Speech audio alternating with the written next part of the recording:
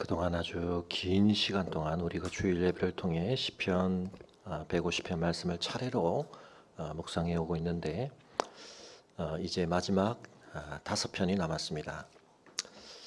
오늘부터 우리가 보게 되는 이 시편의 마지막 5편은 또 하나의 그룹으로 묶여질 수가 있는데 그 시작과 끝에 할렐루야가 반복적으로 나온다고 해서 할렐루야 시편이라고 부르기도 합니다. 지난주에 말씀드렸던 것처럼 5권의 가장 마지막 부분에 자리 잡고 있는 다윗의 시라고 따로 묶여졌던 그 그룹들의 노래의 마지막 부분에서 각 권의 마지막 부분을 장식하던 그런 공통적인 표현이 나타난다는 점에서 어떻게 보면 시편의 본론적인 내용은 145편으로 마무리가 되었다, 그렇게도 볼 수가 있겠는데요. 그런 점에서 이제 146편부터 150편까지는 그 마지막을 영광스럽게 장식하는 송명, 더 집중된 찬송이라 그렇게 볼 수가 있겠습니다. 그런데 오늘 우리가 이 할렐루야 시편의 첫 편을 보면서 좀 집중하려고 하는 것은 일단은 1절의 표현입니다. 할렐루야, 내 영혼아 여호와를 찬양하라. 우리가 할렐루야라는 말을 굉장히 반복적으로 많이 쓰고 하나님을 알지 못하고 성경을 알지 못하는 사람들도 이 표현이 교회에서 많이 사용된다는 것은 알고 있고 영화의 제목에도 사용되기도 하고 그렇게 합니다만 이 말의 실제적인 가장 중요한 뜻이 무엇인가는 잘 모르기도 합니다. 할렐루야라고 하는 것은 하나님을 찬양하라라고 하는 명령형 표현입니다. 찬양하다라고 하는 동사를 쓰고 하나님을 뜻하는 야라고 하는 말을 붙여서 그런 문장을 사실은 이루고 있는 것인데요. 그런데 영어 성경을 보시면 NIV 같은 경우에 똑같이 반복된 Praise the Lord, Praise the Lord 하고 Oh my soul, 아마 이렇게 NIV는 되어 있을 겁니다. 그런데 영어의 동사는 이미 그 기능이 좀 많이 줄어들어 버렸지만 성경을 기록하고 있는 히브리어나 헬라어 또 특정한 언어들은 동사 속에 그 동작을 행하는 사람들에 대한 정보들이 좀 더 많이 담겨 있기도 합니다. 히브리어는 그런 동사이기 때문에 이 할렐루야라고 되어 있는 이 표현과 우리에게는 문장으로 길게 되어 있죠. 내 영혼아 여호와를 찬양하라. 사실은 같은 동사가 반복 사용되고 있는데 그 어미가 이제 다른 겁니다. 할렐루야라고 했을 때는 2인칭이고 남성 복수형입니다. 다수의 사람들을 향하여 하나님을 찬양하라 그렇게 명령하고 권고하는 것입니다. 근데 영어적인 번역에서는 동사 속에 빠져 있지만 우리 번역은 그걸 정확하게 잘 번역하고 있는데요. 여호와를 찬양하라는 두 번째 명령은 대상이 다릅니다. 너희들 남성 복수에게 하는 명령이 아닙니다. 대상이 따로 있습니다. 그 대상을 우리 번역은 분명하게 밝히고 있지만 내 영혼아 이렇게 되어 있습니다. 그래서 히브리 원어에 보면 두 번째 찬양을 명하는 할랄 동사의 대상은 누구냐? 단수 여성입니다. 왜 여성일까요? 독일어도 그렇고 많은 언어들이 그렇지만 명사에 따라서 성이 부여가 되어 있습니다. 영혼은 여성입니다. 그리고 내 영혼이기 때문에 여성형 명령을 쓰는 겁니다. 단수에게. 그래서 명확하게 이 1절에서 다수를 향해 모두가 여호와를 찬양하라는 명령을 하지만 그리고 이것은 굉장히 이 시들을 통해 이제 마지막 시편의 5편에서 반복되지만 오늘 우리가 주목하려고 하는 것은 그 할렐루야의 가장 첫 대상이 누구냐? 온 세상이 하나님을 찬양해야 합니다. 그러나 내 영혼이 그 찬양에 동참해야 합니다. 포함되어 있어야 합니다. 성가대 지휘를 하면서도 찬양팀에 서서 찬양을 하면서도 때로 우리가 다른 사람을 의식해서 다른 사람이 찬양을 잘 하는가 안 하는가 감독하면서 다른 사람들이 찬양을 잘 하도록 돕기는 하면서 정작 자신이 찬양을 집중하지 못할 수도 있습니다. 제가 여러분에게 늘 설교를 하면서 장례에서 수많은 설교들을 하면서 사실은 이번 장례를 제가 좀 특별하게 치르게 되면서 예배 마치고 좀 더 말씀을 드리겠습니다만 그 말씀을 저 자신에게 적용하면서 저도 좀 마음이 더 새로웠고 사실은 본인이 상주인 장례 위로 예배를 본인이 하는 게 맞나 저도 사실은 여러 가지 좀 고민이 됐었습니다만 결과적으로 저희 가족은 감사하게 그렇게 예배를 진행하게 되었고 여러 성도님들께서 그 위로 예배가 저와 함께 하시는 위로 예배를 많이 하셨지만 또 나름 여러 가지 의미가 있었다는 말씀들 피드백들을 주시는 것을 경험했습니다. 여러분 내가 포함되느냐 아니냐 굉장히 큰 차이가 있습니다. 나에 대한 나의 태도 이것이 정말 많은 것에 관여되고 많은 것에 결정적인 영향을 미칩니다. 사람이 어떤 점에서 특별하고 놀라운 존재인가라고 하는 것을 우리가 생각할 수 있는 여러 가지 영역들 또 관점들이 있지만 사람이 자의식을 가지고 있다. 자기 스스로에 대한 의식을 가지고 있다. 이것이 굉장히 중요하다는 말을 합니다. 그래서 우리가 인공지능이라든지 로봇에 대한 사이보그에 대한 여러 가지 얘기를 하지만 얘가 이제 자의식을 가지게 되는 것에 대해서 우리가 굉장히 여러 가지 우려를 하기도 하고 많은 관심을 기울이고 있습니다. 자의식을 가진다는 게 뭘까? 여러분 지금 이 명령을 누구한테 한다고요? 내 영혼에게 한다고요. 사실은 시편에서 우리가 이 표현을 많이 봐왔습니다. 이미 45편 5절로부터 제가 그때도 이 부분을 굉장히 좀 강조를 했었죠. 내 영혼아 내가 어찌하여 내 속에서 낙심하느냐. 자기를 향해서 말을 건네는데요. 42편 11절에도 43편 5절에도 62편 5절에도 103편 1절에도 103편 2절에도 103편 22절에도 104편 1절에도 116편 7절에도 딱 절수만 세면 여기서 이제 마지막입니다. 근데 총 10번에 걸쳐서 시편 전체에서 내 영혼을 향한 어떤 언급 그런 것이 나타납니다. 우리의 내면적 또는 인격적, 정신적 건강성을 측정해 볼 수 있는 데 있어서도 이 부분은 굉장히 중요할 수 있습니다. 자기 자신과 더불어 어떤 대화 패턴, 대화 내용, 대화 태도를 가지고 있는가. 자아식을 가진다고 해서 자기를 향해 뭘 말하기만 하면 그러면 그게 건강한 자아식인가? 그렇지 않을 수 있는 두 가지 극단이 있습니다. 하나는 오히려 내면이 붕괴되어 있는 사람이 내면이 와해되어 있는 사람이 자기를 향해 무언가를 말하는 일이 나타날 수도 있죠. 우리가 좀 소위 단순하게 거칠게 표현해서 미쳤다. 사람이 제정신이 아니다. 어떻게 됩니까? 넋이 나갔다. 중얼중얼합니다. 자기 혼자 말을 막 합니다. 근데 그게 대상이 없죠.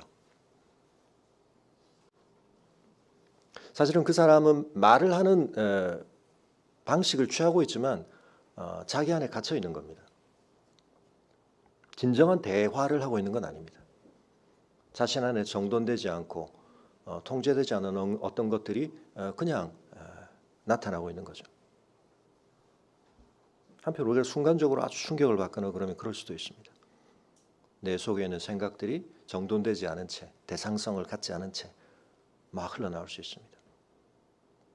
그래서 길에 누가 혼자 말을 열심히 하는 분이 있으면 조심하셔야 됩니다. 임해동에 있을 때 그런 분이 몇 분 계셨습니다. 여러분 잘 모르셨죠? 임해동 우리 교회 있을 때 그 파리바게트 앞에 어떤 남자분이 늘 아주 굉장히 외모는 그냥 멀쩡하신데 혼자 말을 막 하시면서 가시는데 가끔 들어보면 그 욕설이 섞여 있다든지 막 이러면서 그런 분들은 조심하셔야 됩니다. 어떤 사람들은 굉장히 내용이 충실하고 또 굉장히 명확한 자기 대화를 자기가 굉장히 강하게 하시는 분이 계신데 그 내용이 주로 뭐냐면 자기 강화, 자기 암시. 여기 보면 굉장히 중요한 자기 명령과 함께 자기 결단을 표현하는 거 아니겠습니까? 한편은 자기 자신에게 다짐을 막 하는 거죠. 근데 그걸 매우 강하게 하는 겁니다. 성공해야 돼. 열심히 해야 돼. 근데 이제 이 경우의 문제는 뭐냐면 자기로 너무 꽉 차 있는 거죠. 자기 집착형, 자기 집중형, 끊임없이 자기를 향해 명령을 합니다. 근데 거기 이제 뭐가 빠져 있냐면 자신의 현 상태에 대한 정확한 자각, 인지, 그것을 또 때로는 자기 수용을 하면서 하는 게 아니라 몰아붙이는 거예요. 너는 이렇게 해야 돼. 근데 이 두 극단 다 사실은 건강하고 정상적인 자기와의 대화는 아닙니다. 바깥으로부터의 강한 충격이라든지 또는 후자의 경우도 어떤 강한 권위나 어떤 사람들의 요구나 명령을 너무 어떻게 보면 강하게 자기 동일시, 내재화하면서 나타나는 경우일 수도 있습니다. 그런데 여러분 그런 것과 비교해서 이 시인은 지금 매우 건강한 자기 대화를 하고 있는 거예요. 내 영혼을 향해서 여호와를 찬양하라. 가치 있는 어떤 것을 추구하도록 스스로의 결단을 하고 있고 그것을 촉구하고 있는 것입니다. 이 사람이 그런 종류의 사람이라는 것을 알 수 있는 것은 그 뒤에 있는 내용들을 참조해 볼 때 가능한 것입니다. 여러분 이 사람은 자기 한계를 인식하고 있습니다. 아까 말씀드렸던 후자의 사람은 자기 한계를 받아들이지 않습니다. 계속 몰아붙이는 거죠. 자기 한계를 알고 있습니다. 이 기도의 후반부를 보면 하나님이 어떤 분인지를 굉장히 정확하게 알고 있습니다. 아까 말씀했던 후자의 사람들이 사실은 기도도 이제 그럴 수 있거든요. 기도를 우리가 굉장히 중얼중얼 할 수도 있고 막 굉장히 자기 암시적으로 강하게 할 수 있는데 전자의 사람이 내면이 좀 붕괴되어 있고 그래서 타인들과 어떤 의미에서는 고립되고 단절되어 있다면 후자의 사람은 타인을 자기의 욕망 실현을 위한 도구화를 할 수 있는 가능성이 많은 사람입니다. 근데 이 시편을 보면 이 시인은 하나님이 어떤 분인지를 매우 정확하게 알되 하나님께서 특히 이 세상 사람들을 어떤 식으로 대하시는가 하는 것을 잘 압니다. 굉장히 권세 있고 힘 있는 사람, 아까 후자의 그런 자기 암시를 막 하는 사람들의 지향성은 강한 어떤 자기가 되는 것, 더 많은 것을 가지는 자기가 되는 것, 여기에 이제 포커스를 많이 두게 되는데 하나님께서 그런 삶을 어떻게 평가하시는가 하는 것을 정확하게 알고 있습니다. 그리고 반대로 세상적으로 보면 우리가 멀리하고 싶고 거리두기 하고 싶은 그런 대상들에 대해서 하나님이 오히려 그들을 얼마나 가까이 대하시고 깊이 헤아리시고 배려하시고 위하시는가 하는 것을 알고 있고 그렇기 때문에 타인에 대해서도 굉장히 건강한 공감과 배려와 섬김을 할 가능성이 굉장히 많은 사람입니다. 아무튼 여러분 지난 한 주간 나는 나와 더불어 어떤 셀프 토크, 나는 어떤 나와의 자기 대화를 해왔지 한번 생각해 보십시오. 아예 그런 것들이 부재할 수도 있고요. 또 잘 생각해 보니까 나는 지금 이런 식으로 나와 대화를 하고 있구나. 굉장히 중요한 자기 성찰의 한 부분입니다. 시편 속에서 우리가 보았던 것처럼 우리가 해리성 정체성 장애, 소위 말해서 우리가 다중인격이어서 내 안에 뭐가 쪼개져 있고 분열되어 있어서 정신 이상이 나타나서 우리가 인격이 이렇게 수직적으로 분할되든 수평적으로 분할되든 수직적으로 분할되든 정신분열이든 해리성 정체성 장애든 우리 안에 뭔가 혼란과 분열이 있어서 나타나는 게 아니라 오히려 잘 통합되어 있고 잘 정돈되어 있는데 그렇기 때문에 나타날 수 있는 나를 향한 건강한 올바른 자기 대화 굉장히 중요합니다. 올바른 근거를 가지고 내가 나를 위로할 수도 있고 나를 좀 조절할 수도 있고 내 정서나 행동에 대해서 또 나를 전환시킬 수도 있고 나에게 어떤 방향성을 부여할 수도 있고 굉장히 중요한 것입니다. 죄인된 우리는 남 명령 듣는 거 좋아하지 않습니다. 그래서 우리가 지난주에 145편의 주제 왕이신 나의 하나님, 하나님이 왕이시다. 근데 사실은 우리는 이 진리를 우리의 삶에 있는 그대로 적용하기가 좀 어렵습니다. 심지어 하나님이실지라도 우리는 명령받는 걸 좋아하지 않습니다.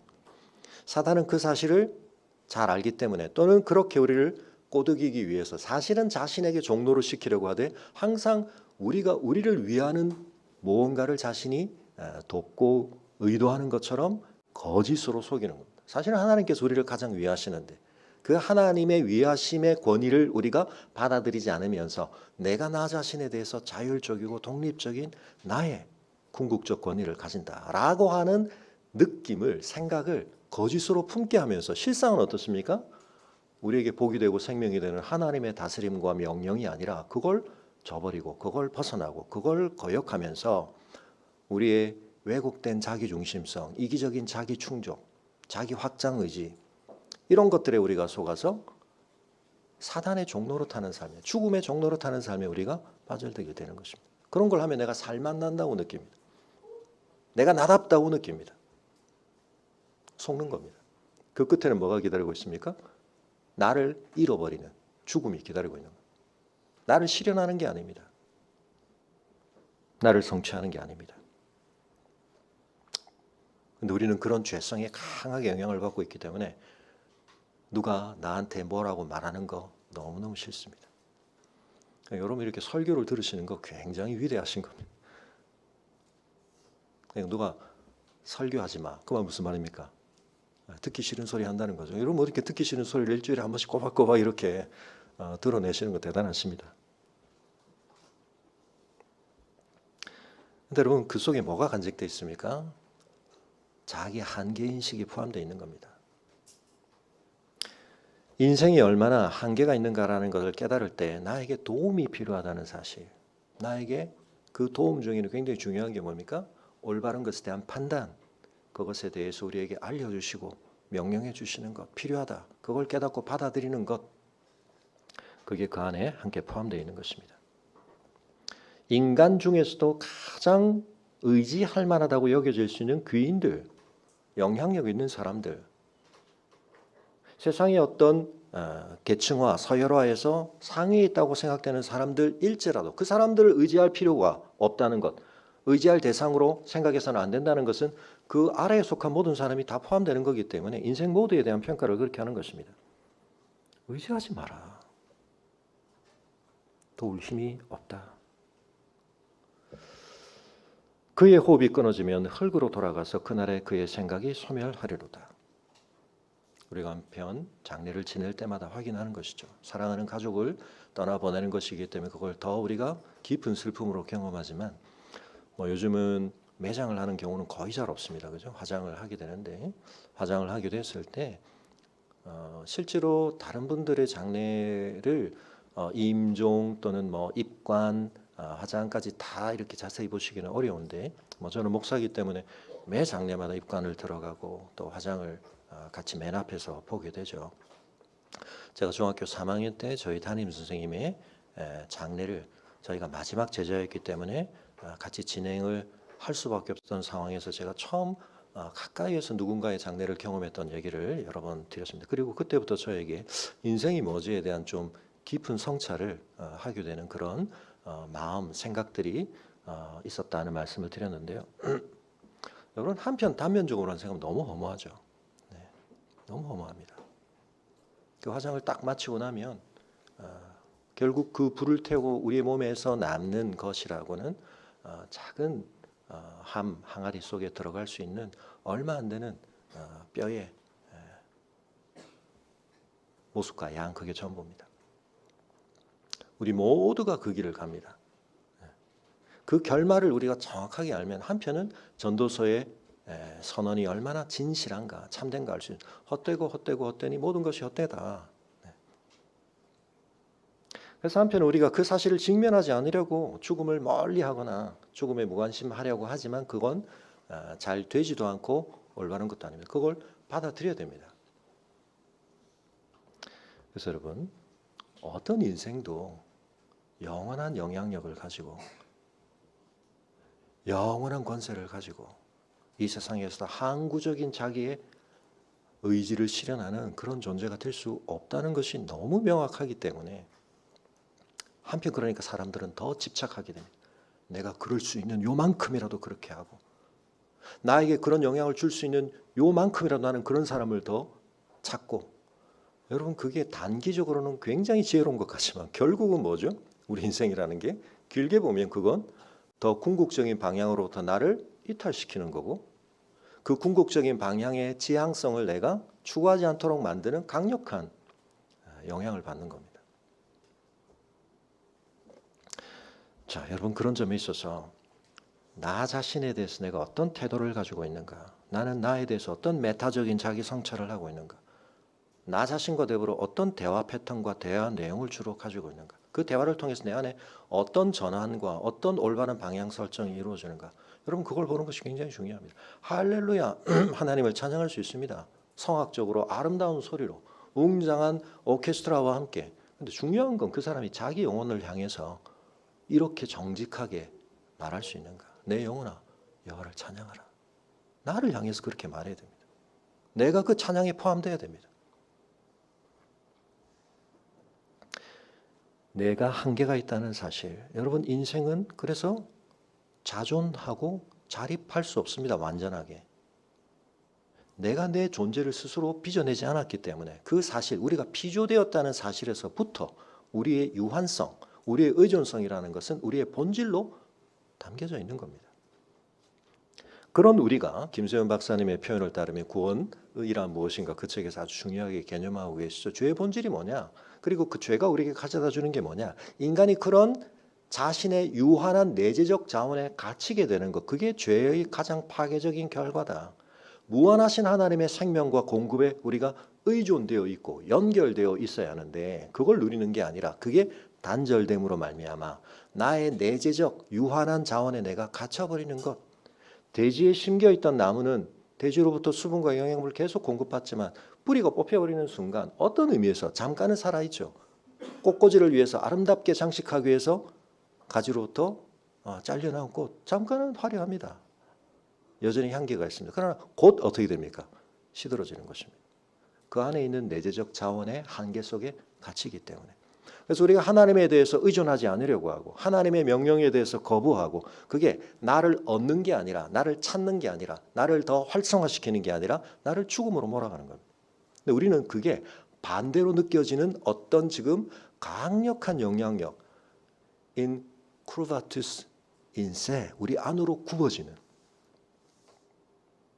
카리타스가 아니라 쿠피디타스를 하는 하나님을 프루이하는 게 아니라 하나님을 우티하는 이런 왜곡들이 원안에 있다. 이게 교부들로부터 종교개혁에 이르기까지 많은 우리의 신앙의 선배들이 인간에 대한 깊은 성찰 속에서 지적해온 것인데 우리는 그런 것들을 이제 상관하지 않습니다. 사랑하는 성도 여러분, 우리는 자존할 수 없는 존재입니다. 의지해야 합니다.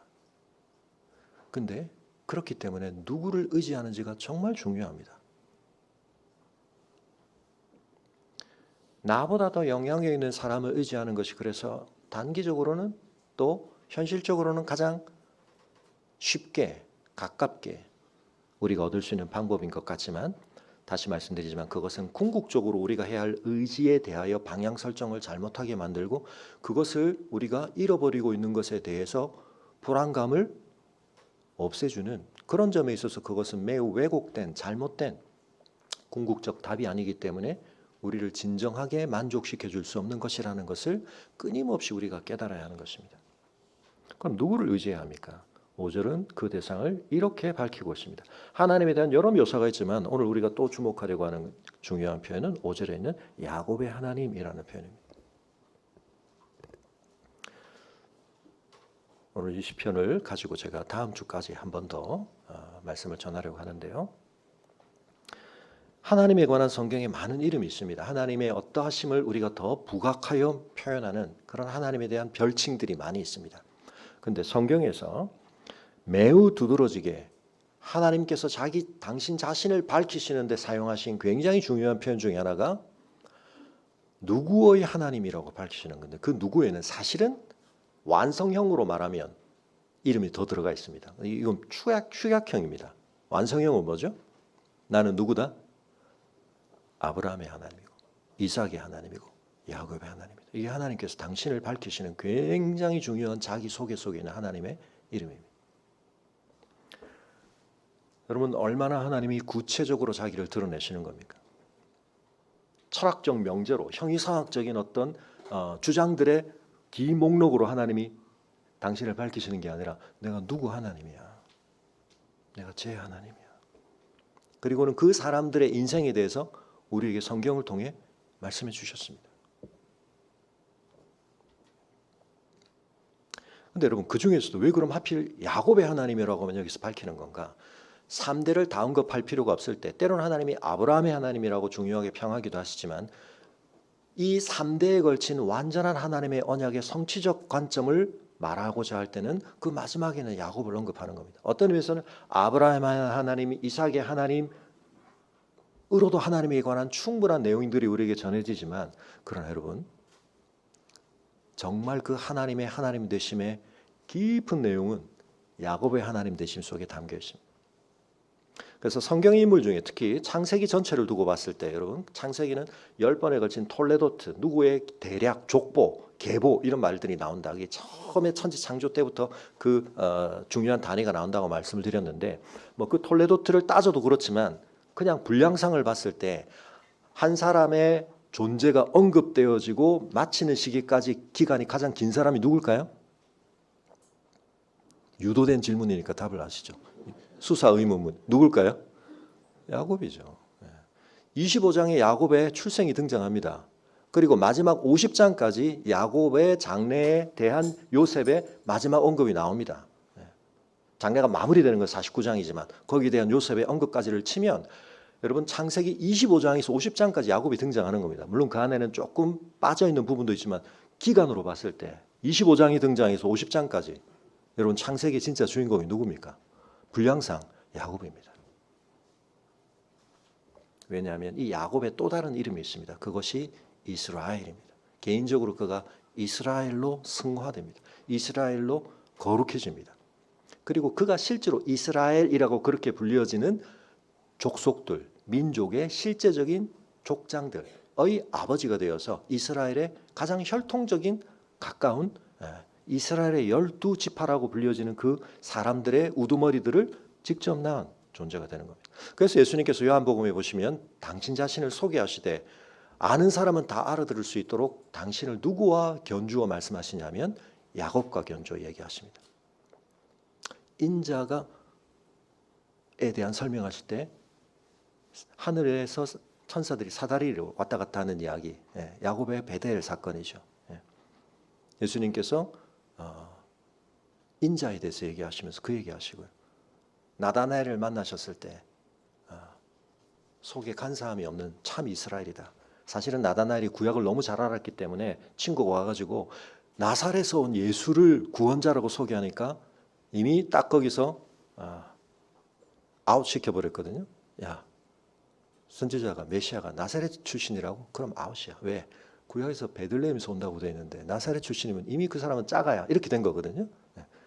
그래서 갈 마음이 없었는데 그래도 억지로 와보라, come and see 그래가지고 갔더니 예수님이 딱 자기를 만나자마자 한마디 탁 하시는데 네가 무화과 나무 밑에 있을 때 보았고 너의 속에는 간사한 것이 없는 자, 이 간사한 것이 없다는 말이 무슨 말입니까? 이게 야곱의 이름의 중요한 의미거든요. 이런 말들을 나다나엘이 탁 알아들었기 때문에 갑자기 지금까지는 막 튕기고 막 이러다가 이 사람이 갑자기 예수님하고 만난 다음에 장단이 맞아가지고 너무 진도가 빨리 막 나갑니다. 왜냐하면 그 자기 안에 있었던 굉장히 해소되지 않던 어떤 것이 예수님 딱 한마디에 이분이 뭘 아는 분이구나. 이분이 구약에 대해서 뭘 아는 분이구나. 자신과 관련하여서 자기를 소개하되 그 구약에 굉장히 중요한 아브라함의 언약의 야곱의 이야기를 언급하시는구나. 그걸 딱 알아들은 겁니다. 야곱은 굉장히 중요합니다. 그런데 여러분 또 한편으로 보면 이 야곱이라는 사람은 또 어떤 특징을 가지고 있는가? 언약의 3대에 걸친 계승에 있어서 우리를 굉장히 불안하게 하는 사람입니다. 아브라함은 25년에 걸쳐서 하나님과 더불어 어떤 성장의 과정을 거칩니다. 처음에 믿음이 그렇게 완성형이 아니었습니다. 중간에 자꾸 믿음이 의심되기도 하고 하나님 앞에서 자꾸 뾰로통한 반응을 보이기도 하고 하나님이 달래시기도 하고 설득하기도 하시고. 근데 이삭은 어떤 의미에서 보면 그 아버지 판박입니다. 많은 걸 그대로 계승합니다. 모리아 산 위에 올라갈 때도 보면 사실은 그가 아버지에 대해서 격렬한 육체적 반응을 저항을 할 만도 한데 그렇게 하지 않는 것이라든지 그 뒤에 나타나는 양상이라든지 아내를 누이라고 속이는 거라든지 뭐 이런 모든 면에 있어서 그냥 아버지를 스르르 계승하는 아들처럼 보입니다. 별 문제가 없습니다. 근데 야곱에서부터 이제 심각한 위기가 발생하기 시작합니다. 과연 이런 인생을 통해서도 하나님의 언약은 계속 흘러갈 수도 있고 또 가도 괜찮은가라는 의문을 우리에게 또 불안을 이야기합니다. 왜냐하면 이 사람은 날 때부터 형 발 뒤꿈치를 잡고 나왔는데요. 그 말에도 여러 가지 중의적인 의미가 담겨 있는 워드플레이, 언어 유희적인 표현인데 승부사적인 기질을 가지고 있습니다. 지고는 못 사는 사람입니다. 자기가 원하는 건 쟁취하고 봐야 되는 겁니다. 거머쥐고 봐야 되는 겁니다. 나가는 순서부터 왜 네가 먼저 나가 내가 나갈까 이렇게 했다는 뜻이거든요. 수단과 방법을 가리지 않고 생존형 인간입니다. 그래서 성경 인물 중에 저는 개인적으로 그대로 타임머신, 이 타임머신은 굉장히 왜곡된 또 세계관의 일부일 수 있지만 옮겨왔을 때 현실에서 오늘 우리의 삶에서 가장 잘 생존할 수 있는 사람 누구냐? 저는 야곱이라고 생각합니다. 딱 옮겨다 놓으면 잘 살 겁니다. 근데 여러분, 하나님의 언약이 계승돼 가는 데 있어서는 이 사람의 여러 면들이 너무나 사실은 우리에게 위태롭게 보입니다. 가장 결정적인 건 뭐냐면 아버지의 축복이라는 것조차 뭘로 얻으려고 합니까? 정당한 권위가 참되게 자신을 인정해 주는 것이 아니라 내가 쟁취하는 겁니다. 거짓말을 써서까지. 물론 이 거짓말을 쓰는 데 있어서는 엄마의 치맛바람도 한몫했죠. 처음에는 약간 두려움이 있었습니다. 아버지한테 가서 자기를 형이라고 속이는 것이 발각되면 오히려 더 축복은 고사하고 저주를 받지 않을까 두려움이 있었지만 어머니가 담대한 담력을 주죠. 엄마가 알아서 할게. 그건 신경 쓰지 마. 나중에 알고 보면 어머니가 이제 자란 집안에서 이런 속임수가 굉장히 난무했던 것을 알게 되죠. 여호와의 이름을 알았습니다. 아버지가 제사 지내고 할아버지가 어떻게 아버지를 모리아산에 바쳤는 얘기 들었겠죠. 근데 그의 마음속에 있는 하나님에 대한 가치는 뭡니까? 내가 지금 당장 모면해야 되는 위기를 모면하기 위해서 그냥 갖다 쓸 수 있는 이름이었습니다. 하나님이 나를 순적하게 만나게 너 어떻게 이렇게 빨리 잡아왔냐? 여호와께서 저를 도우셔가지고 아무 거룩한 두려움 없이. 근데 여러분 그 결과 어떻게 됐습니까? 이 사람이 한편은 다 얻었습니다. 근데 그 얻은 것이 자기가 원했던 것을 주진 않았습니다. 그 결과 에서가 속을 부글부글하면 저놈 죽인다.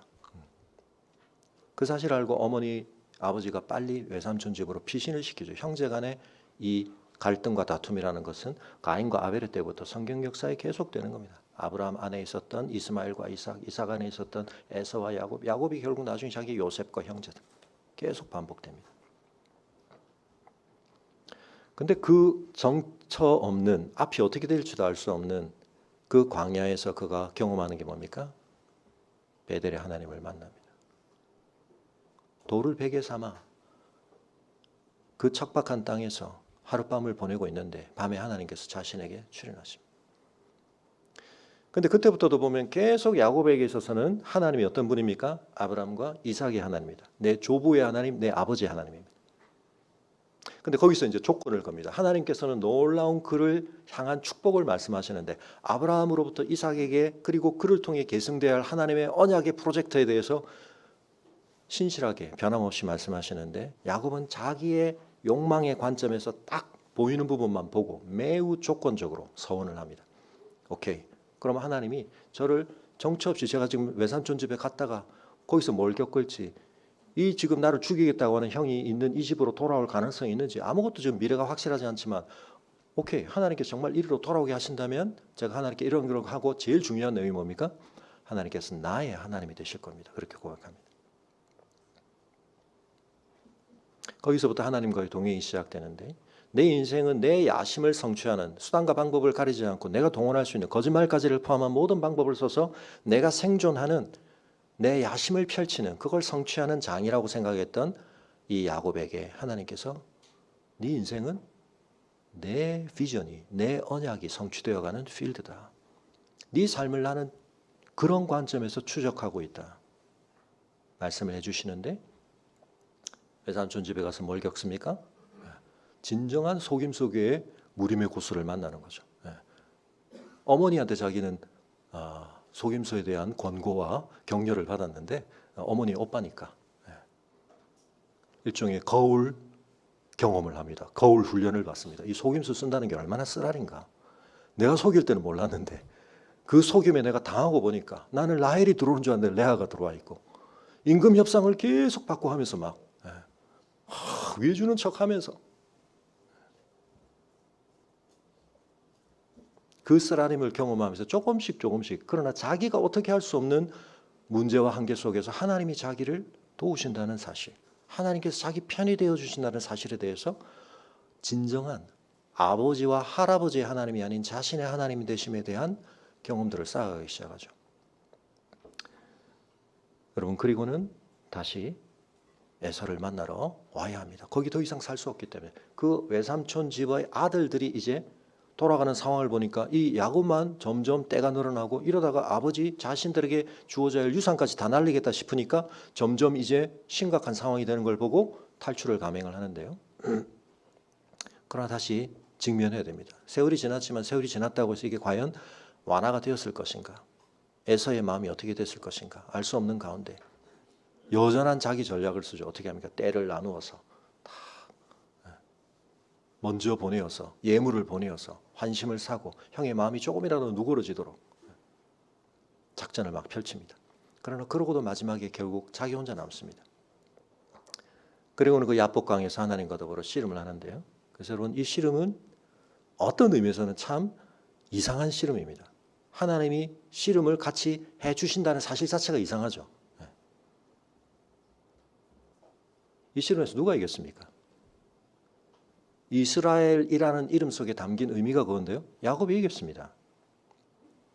야곱이 이겼습니다. 하나님을 이긴 자가 되었습니다. 두려울 게 없는 자가 되었습니다. 그런데 거기 중요한 하나의 표징이 남았습니다.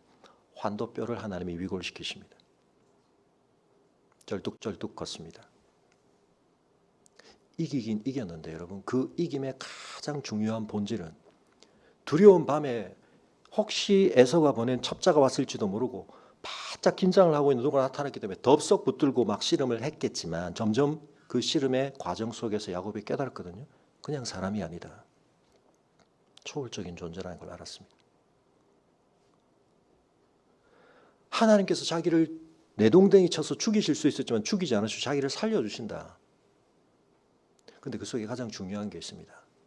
자기를 지탱했던, 자기 몸을 지탱했던, 자기 삶의 중심이었던 뭔가를 하나님이 부러뜨리신 겁니다. 꺾으신 겁니다. 내 삶을 내가 지탱한다. 여러분, 이거 꺾이는 게 우리에게는 죽음보다 더 고통스러울 수도 있습니다. 사람들 앞에 내 체면이 뭐가 돼? 나 왜 이렇게 쩔뚝거리고 살아야 돼? 근데 여러분, 거기서 중요한 건 하나님 앞에 굴복하는 법을 배우는 겁니다. 하나님 앞에 꺾이는 법을 배우는, 거기서 꺾인 건 진짜 생명이 아닙니다. 아담적 인류에 속한 우리의 거짓된 자존심, 내 삶에 대한 거짓된, 왜곡된, 잘못된 그 태도를 유지해야만 내가 사는 것 같고 사람들 앞에서 폼나게 사는 것 같다고 느끼는 그거 꺾어줘야 되거든요.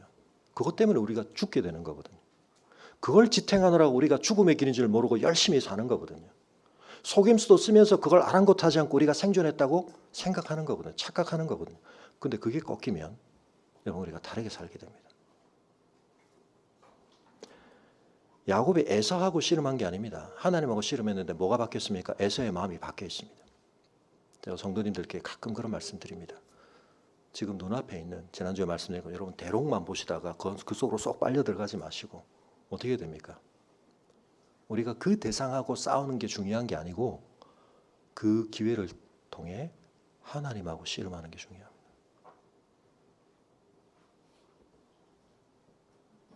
그런데 우리는 골리앗하고 씨름하고 에서하고 씨름하고 그렇지 않습니다. 하나님 앞에서 우리의 태도가 정립되면, 하나님 앞에서 우리의 믿음이 올바라지면 그 대상 때문에 내가 놓치고 잃고 망한다고 생각했던 것 결코 우리에게 그렇게 되지 않습니다. 하나님 이것을 나중에 야곱에게 또 확인시켜 주십니다. 사실은 그때 야곱이 바로 베델로 가야 되는데 그 은혜를 경험하고도 분이엘의 아침을 맞고도 어디로 갑니까? 세겜으로 갑니다. 그래서 거기서 또 뭘 경험합니까? 그 지역 사람들에게 자기 딸 디나가 강간을 당하는 어려움을 겪는데 그때 아들들이 어떻게 대처하죠? 아버지한테 본 게 그거밖에 없거든요. 속임수로 대처합니다. 강간을 하긴 했지만 아내로 맡고 싶어한다. 뭔가 이 결혼을 통해서 지역과 좋은 유대관계를 맺을 수 있는 찬스가 될 수도 있지만 이 형들이 한편 보복심을 가지고 우리를 이렇게 모욕한 이 사람들에 대해서 어떻게 갚아줄까? 하나님께서 언약 백성들의 중요한 표징이라고 주신 할례라는 걸 이용해 가지고 너희 할례 받아야 우리랑 통혼할 수 있다. 할례를 받게 하면 남자들이 일정 기간 동안 움직이지를 못하니까 할례 받게 해놓고 초토화를 시켜서 죽여버렸습니다. 어마어마한 반격이 예상되는 상황. 야곱의 아들들이 너희들 왜 그랬냐 그러는데 아버지의 권위에 순종하지 않습니다. 그럼 우리 어떻게 해요? 막 이렇게 달려듭니다. 아버지한테 보고 배운 게 그거거든요. 그때 라반의 위협보다 에서의 위협보다 훨씬 더 강력한 가나안 연대를 이룬 부족들의 총공격 앞에서 부들부들 떠는 야곱에게 하나님께서 나서 베델로 올라가라. 그래서 그 집안에 있던 우상들 다 버리고 베델로 올라가죠. 여러분 거기서 야곱의 성화가 끝나면 좋은데 여전히 뭐가 남아 있습니까? 집안 안에 있는 문제, 자식에 대한 편애. 여러분 야곱이 경험했던 편애가 사실은 어떤 의미에서는 이 왜곡된 가족 시스템의 굉장한 전형이죠. 아버지는 형을, 엄마는 둘째를 극진히 편애합니다. 그러니까 여러분 이렇게 가족 안에서 가족 시스템이 이렇게 분열이 되고 하는 데는 여러 가지 이유들이 있는데요. 이삭이 왜 에서를 편애했을까? 저는 이삭이 약간 성인아이적인 측면을 마지막에 가졌다고 봅니다. 그러니까 너무 젊었을 때 너무 성숙한 사람 좀 조심해야 됩니다. 그 속에 있는 모든 것이 무르익어서 통합되어 성숙하지 않고 점프가 있을 가능성이 굉장히 많거든요. 근데 그게 잘 채워지지 않으면 그런 양상이 나타날 수 있는. 마지막에 막 맛있는 거 먹는 것만 좋아하고 감각만 막 발달하고 영성은 눈이 어두워졌는데 그건 그의 영성의 어둠을 상징적으로 나타낸다고 볼 수 있습니다. 사실은 보면 야곱이 이삭을 많이 닮았습니다. 묵상형 인간 그리고 어머니 모친 상사 후에 들에 나가서 보면서 이렇게 막 리브가가 왔을 때 그로 위로받고 이런 어떤 성향이라는 걸 보면 근데 그게 자기 마음에 안 들었던 거죠.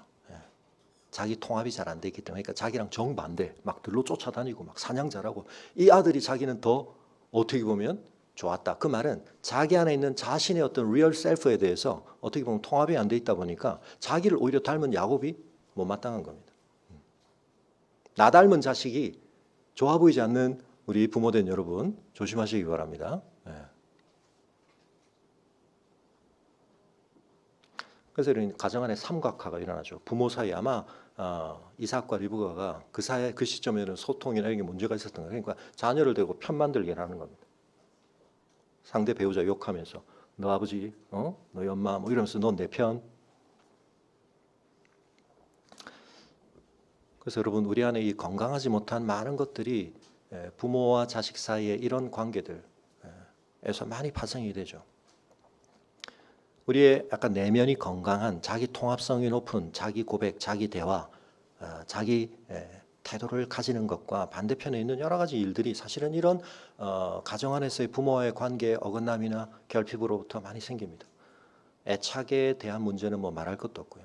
애착이 불안정하면 어떻게 됩니까? 버림받는 것에 대한 거절받는 것에 대한 두려움이 지나치게 커지고 거기에 대해서 뭐 여러 유형들이 있습니다. 그래서 이런 유형들이 생기면서 거기에 대해서 우리가 친밀한 관계를 맺거나 또 올바른 관계를 맺지 못하게 되고 경계성 성향이 나타나기도 하고 극단화되게 됩니다. 이분법적인 어떤 대상을 지나치게 이상화하거나 그러다가 지나치게 실망하고 비난하거나 이 사람을 완전히 극단적으로 구원자로 만들거나 이 사람을 완전히 나를 가해자로 만들거나 우리 그리고 막 왔다 갔다 합니다.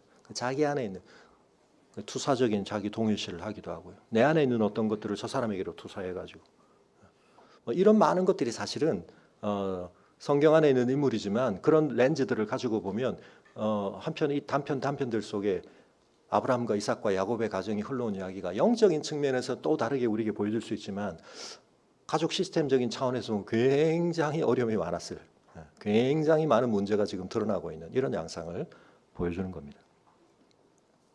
근데 그 야곱이 결국 어떻게 됩니까? 자기가 그렇게 편애하던 아들까지 다 잃어버린 줄 알았던 그 극단의 상황을 겪으면서 그래서 25장부터 50장까지 야곱의 이야기의 전체는 그가 바로 앞에서 자기가 했던 고백 그대로 자기가 살았는데 그 인생이 뭐라고요? 험악한 고달픈 나그네 인생이었습니다.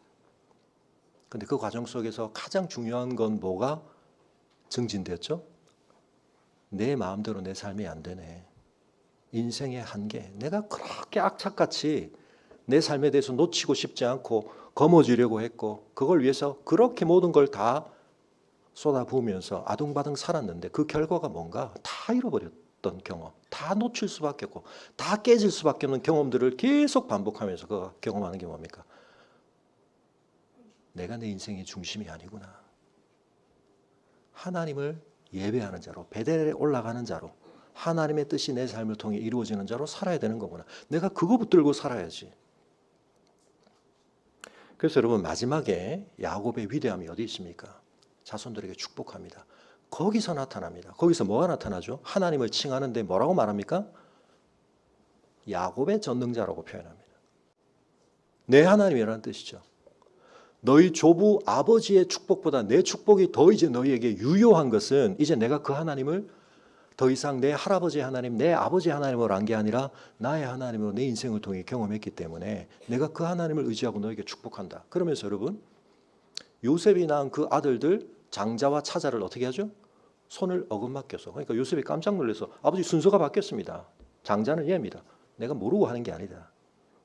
하나님의 복이 어떻게 흘러간다는 걸 깨달았습니까? 인간적 어떤 원리를 따라 인간적 질서를 따라가는 게 아니라 하나님의 작정하심을 따라간다. 내 인생을 통해서 내가 그걸 깨달았다.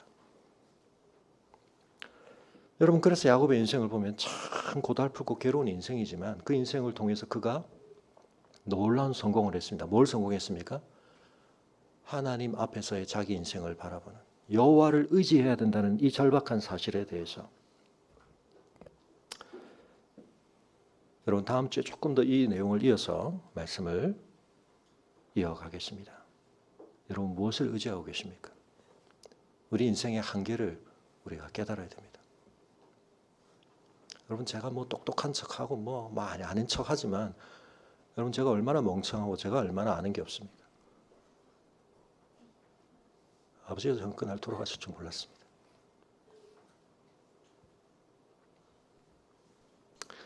여러분 저는 아버지가 언제 돌아가실지 모르는 아들입니다.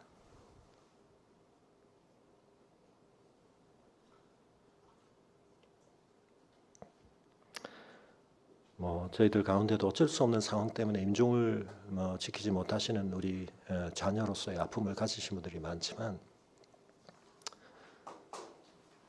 그것도 모르면서 제가 뭐 아는 게 뭐 그렇게 중요합니까? 그날 아버지가 돌아가실지도 모르고 저는 딴 데 있었는데 사실은 그 전주에 제가 이번 주에는 아버지를 한번 꼭 가서 뵙고 오고 싶다는 마음이 있었는데 마음만 가지면 뭐합니까? 가지를 않았는데 다른 상황과 핑계들 대고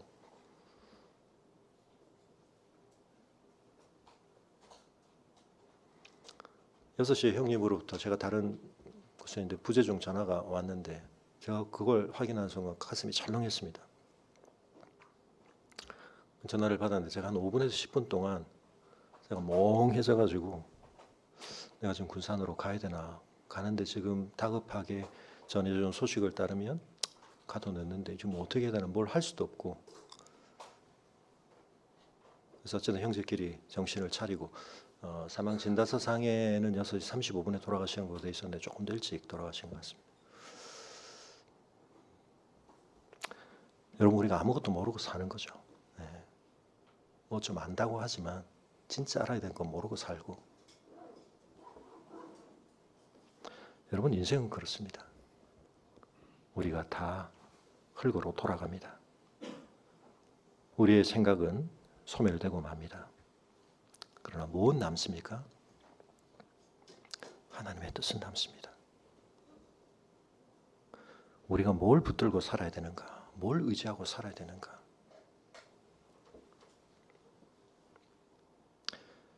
사랑하는 성도 여러분, 내 영혼아 여호와를 찬양하라고 말하는 이 시인은 할렐루야. 그러므로 너희도 이게 하나님을 찬양해야 돼. 나를 자기 숭배하고 혹은 우리가 속아서 엉뚱한 대상들을 우상으로 받들고 사는 게 아니라 우리의 생명의 근원 되시고 이 세상의 참 주권자 되신 하나님을 예배하는 자로, 하나님을 찬양하는 자로 살아야 돼. 우리 삶에서 경험하는 모든 일들이 이 궁극적 가치, 이 변함없는 가치를 지향하도록 우리를 어떻게 돕는가에 대해서 우리가 관심을 기울이고 태도를 정립하면 여러분 어떤 일을 경험하고도 우리는 망하지 않습니다. 그 일을 통해서 오히려 우리는 그 일에 더 눈뜨게 되고 올바르게 방향 잡게 되고 뭔가를 더 회복하게 된다면 여러분 우리가 할렐루야 인생을 살아야 합니다. 여호와를 찬양하는 인생. 우리가 그런 삶을 다시 한번 바라보며 나의 생전의 여호와를 찬양하며 나의 평생의 내 하나님을 찬송하리로다. 내가 다른 무엇을 의지하지 않고 다른 무엇의 도움을 구하지 않고 다른 무엇을 나의 소망으로 삼지 않고 하나님을 도움과 소망의 근원으로 생각하시며 우리가 그 하나님이 왜 그런 찬송을 받으실 분인가 하는 사실은 다음 주에 조금 더 생각하고 우리가 이 주제를 좀 더 마무리하겠습니다만, 사랑하는 성도 여러분, 너무 뻔한 말씀이지만 그 뻔한 말씀이 우리의 삶에 진정으로 아로새겨져 있지 않으면 말씀을 많이 들었다는 것이 우리에게 복이 아니라 독이 될 수 있습니다. 다시 한번 우리가 이 말씀을 오늘 내 심장 속에, 내 심령 속에 아로새기며 하나님을 향한 올바른 태도, 이웃을 향한 올바른 태도, 여러분 그건 나 자신을 향한 깊은 올바른 태도와 긴밀히 닿아 있습니다. 아까 말씀드렸던 우리의 내면적 씨름에 대해서는 다음 주에 조금 더 제가 구체적으로 가족 시스템과 관련해서 말씀을 좀 드리려고 하는데요. 우리 함께 자리에서 일어나겠습니다.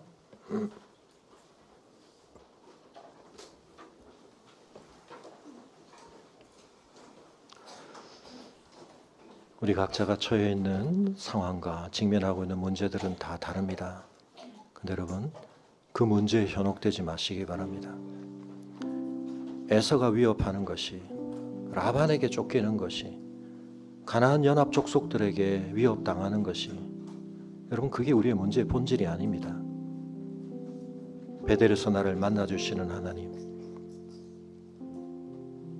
내 인생을 향하신 거룩한 뜻을 품으시고 내 삶을 추적하시고 함께하시고 이끄시길 원하시는 하나님 앞에 내 삶이 붙들리느냐. 비록 절박함 때문에, 답답함 때문에, 두려움 때문에 붙들었다 할지라도 하나님의 그 씨름해 주시는 그 손을 붙들고, 여러분 반도뼈가 위골될지라도 우리가 그 하나님의 은혜를 구하며 그 하나님만을 의지하며 나아갈 때 우리가 세상적으로 보면 비굴해지는 것 같고 전은자가 되는 것이 비참해지는 것 같지만 그렇지 않습니다. 나에 대해서 죽으면 내 안에 하나님이 주시는 은혜가 살기 시작하고 하나님의 생명과 은혜가 흐르기 시작하고 그 역사 가운데 우리가 진정한 복의 통로가 된다는 사실을 기억하시며 우리 자신을 향해 명령하며 결단하며 내 영혼아 여호와를 찬양하라. 우리가 그 삶 살게 하여 주옵소서. 우리 한번 같이 기도하겠습니다.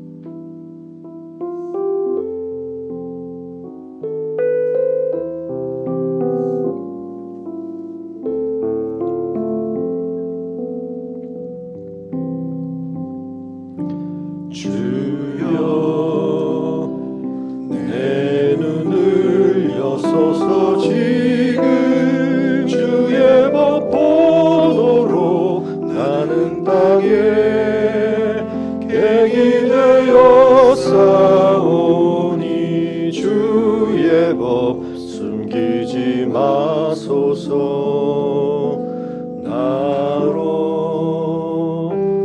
주님의 법도의 길을 깨닫게 하소서.